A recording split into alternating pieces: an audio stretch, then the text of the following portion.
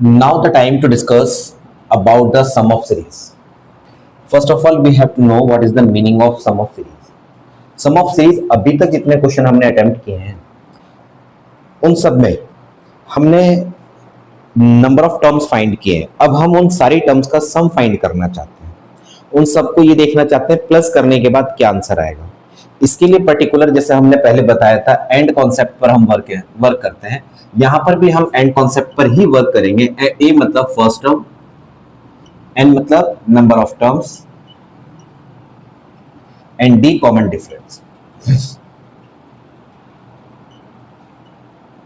Common difference यानी कि जब भी कोई हमें सीरीज गिवन है a plus d, a plus 2d और a plus 3d and up to so on, कहां तक? एन टर्म तक, अप टू एन टर्म्स।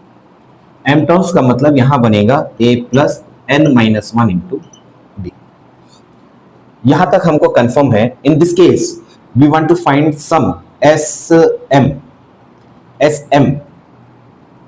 बल्कि हम यहां लिखेंगे S N, sum S N is equal to N upon 2 bracket 2a plus N minus 1 into D. ये हमारा direct formula होता है।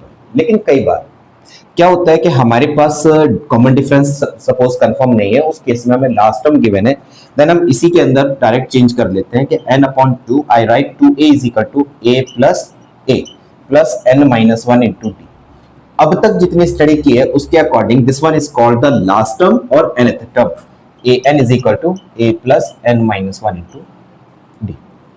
ये हमारी nth टर्म कहलाती है, इसी को हम लास्ट टर्म भी बोलते हैं। तो it's mean that is clear कि sum of first n terms is equal to a plus n और n upon 2 bracket a plus a।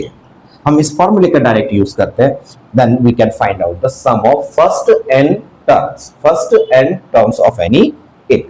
Then हमारे पास दो फॉर्मूले हैं, first is this and second one is this. By using these both formula we can find out the sum of the given series.